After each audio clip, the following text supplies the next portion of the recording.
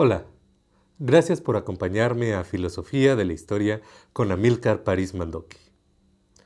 Esta es la cuarta cápsula de la Introducción a la Crítica del Discernimiento de Immanuel Kant. En las cápsulas anteriores vimos cómo divide Kant las facultades y cómo divide la filosofía en general.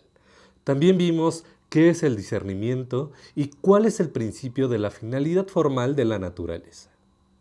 En esta cápsula veremos la diferencia entre los conceptos empíricos, los conceptos sensibles y los conceptos puros del entendimiento. Veremos también la diferencia entre principios trascendentales y principios metafísicos y veremos por qué el principio de la finalidad formal de la naturaleza es un principio trascendental. Así que comencemos de una vez.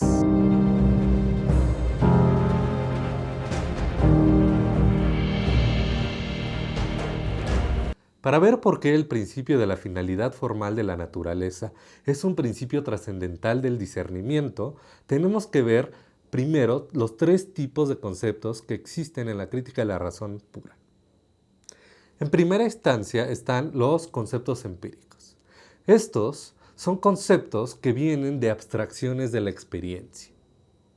Estos implican intuiciones, es decir, se encuentran en el espacio y en el tiempo. Un ejemplo de esto es el concepto que tenemos de perro, ¿no? El concepto que tienes de un perro. Un perro te lo imaginas en el tiempo y el espacio, ¿no? Te lo imaginas corpóreamente, tiene patas, tiene orejas, tiene cuerpo, tiene cuello, tiene cabeza. Y aunque es una combinación extraña y no definida de todas las variedades de perros que has visto en tu vida, te lo estás imaginando con características físicas y corporales y te lo estás imaginando en un espacio y en un tiempo que tienes en tu imaginación. Cuando piensas en un perro, lo piensas espacialmente. El segundo tipo de conceptos son los conceptos sensibles puros. Estos refieren a relaciones matemáticas y geométricas posibles. Por ejemplo, el concepto de un triángulo, el concepto de un cuadrado, que hace referencia a relaciones numéricas, relaciones de proporción que tenemos en la mente. No vienen de experiencias, sino que vienen de relaciones matemáticas. Tienen una forma pura de la sensibilidad. Finalmente están los conceptos puros del entendimiento. Estos son condiciones de posibilidad del conocimiento. Estos son conceptos totalmente abstractos. Por ejemplo, el concepto de sustancia, el concepto de calidad, el concepto de cualidad, el concepto de acción, son categorías. Estos conceptos no implican tiempo y espacio.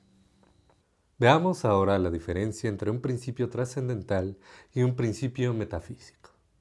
Un principio trascendental, según Kant, es un principio por medio del cual se representa la condición universal a priori únicamente bajo la cual las cosas pueden ser objetos de nuestro conocimiento en general.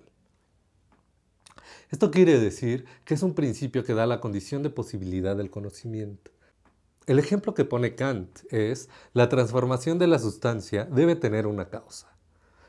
Este es un principio ontológico. Esto da la condición de posibilidad del conocimiento. Bajo este principio de la causalidad podemos conocer, sin dar determinaciones adicionales a los objetos.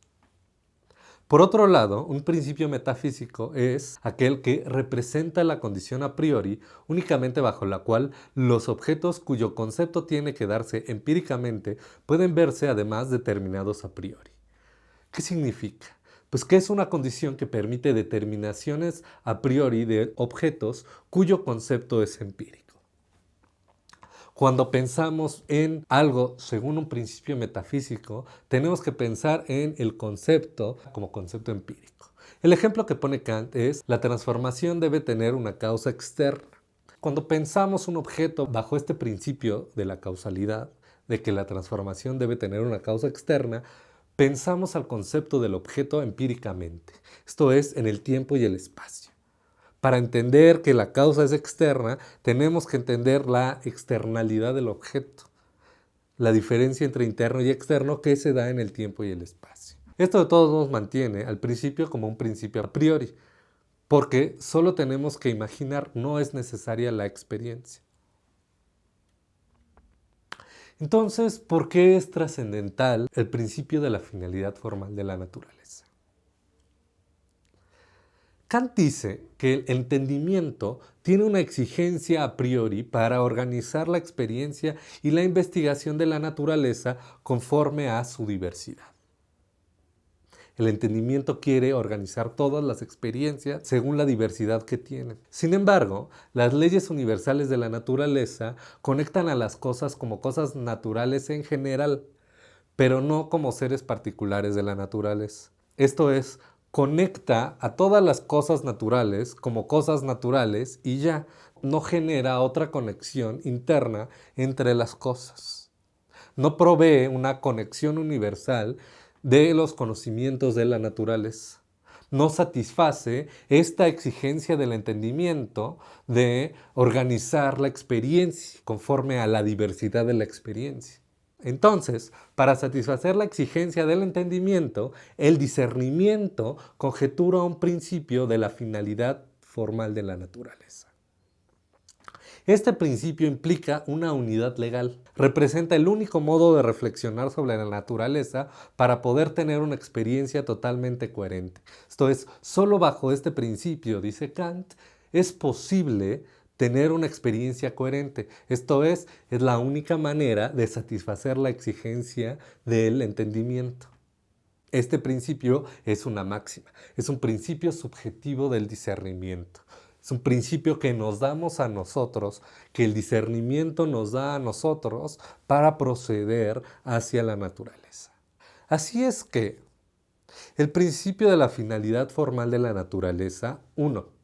Provee las condiciones de posibilidad para el conocimiento de la naturaleza como un sistema unificado. 2. No requiere pensar a la naturaleza como concepto empírico, sino como concepto puro del entendimiento. ¿Por qué?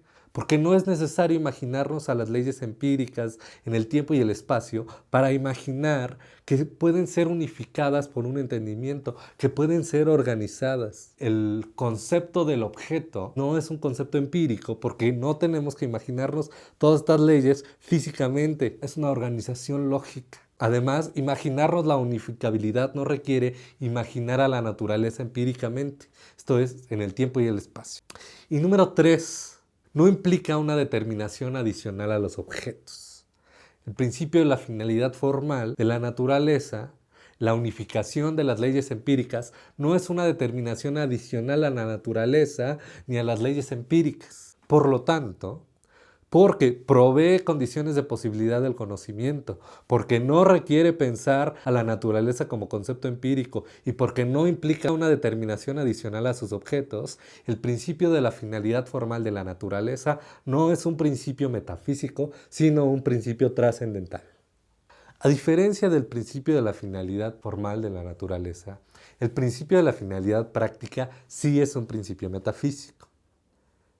El principio de la finalidad práctica implica la determinación de una voluntad libre. El concepto de facultad de desear en cuanto a voluntad sí tiene que darse empíricamente. Cuando pensamos en voluntad libre, cuando pensamos en facultad de desear, pensamos en una facultad que determina a la naturaleza en el tiempo y el espacio. No es condición de posibilidad del conocimiento y refiere a la determinabilidad de la naturaleza como concepto empírico, a tener una causa externa, que es la voluntad. Así queda explicada la argumentación trascendental de por qué el principio de la finalidad formal de la naturaleza es trascendental. En la próxima cápsula veremos la argumentación mediante ejemplos por máximas y principios de la naturaleza y el enlace del sentimiento de placer con la finalidad de la naturaleza. Hasta entonces.